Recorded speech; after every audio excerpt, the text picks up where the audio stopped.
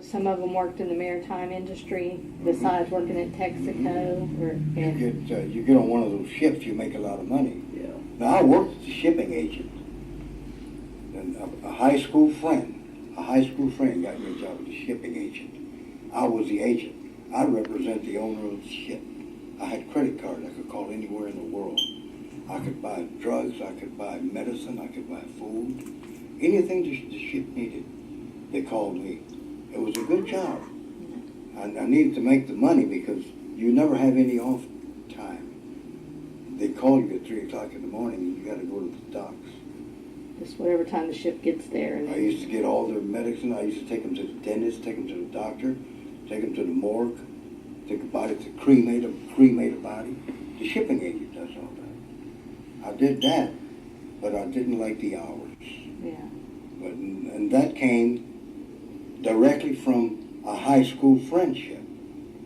A high school friend that I happened to mention that, you know, I'm broke, I'm unemployed, I need a job, I can't get a job, and the refineries slowing down. And were those ships that came to Sabine Passport or here to Port Arthur? Beaumont and Port Arthur. Beaumont and Port Arthur. I used to drive up there. Okay. Port Arthur. So you had a lot of friends that worked in the maritime industry also? Yes, I knew a from lot Port of them, Arthur? and they worked on the ferry boats. They worked on the ferry boats as cooks. They would pull these ships in. See, what do you do? You make a lot of money on the ship, and we get all their supplies and everything. And that high school buddy made me the shipping agent, and that was pretty good. But I just got tired of those hours. Right. The hours you're never off. I remember a friend was driving a cab. They had 2 cab companies, and he would drive. The seamen, you have to pay them in cash because nobody knows them. They can't cash a check.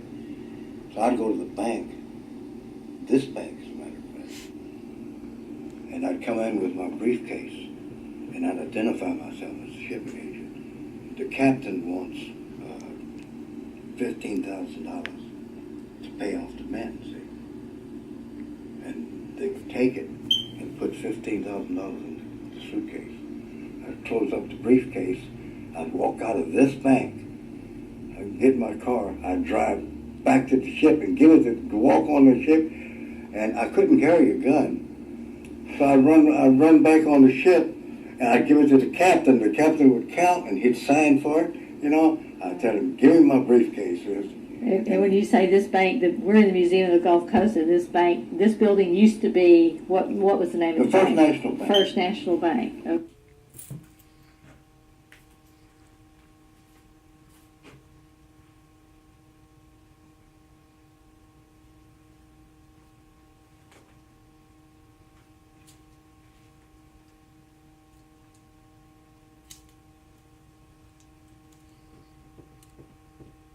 And you didn't feel scared leaving here with $15,000 Yes, I got nervous because everybody knew what I was doing. Okay. And when I walked out, I had a briefcase.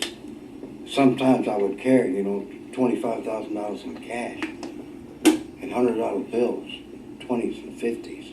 Wow. Right here, they would put it in my briefcase. And I'd walk out in the parking lot and get in my car as quickly as I could, make sure nobody's looking at me.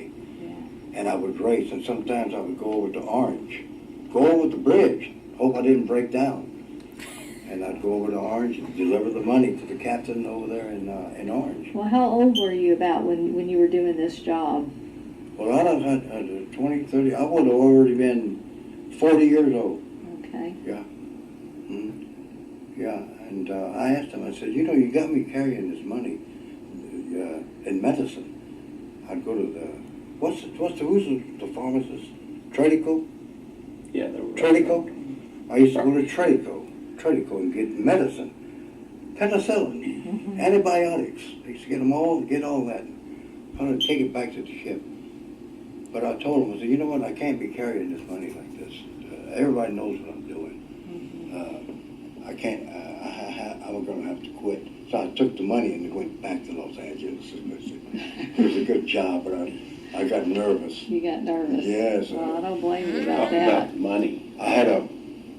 They gave me They gave me a body one time that I took to the mortuary, cremated, put it in a brass vase, and I had him there.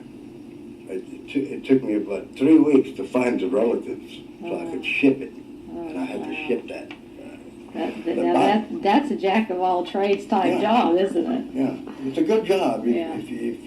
But there's no time off. Right. So I think Paul had something to add there on the money. You're talking about the money, you know, Yeah. back then, there was no credit cards, and you didn't have a checking account. It was all cash. Everybody carried cash. And I remember as a kid, if I was lucky to get 50 cents or 75 cents,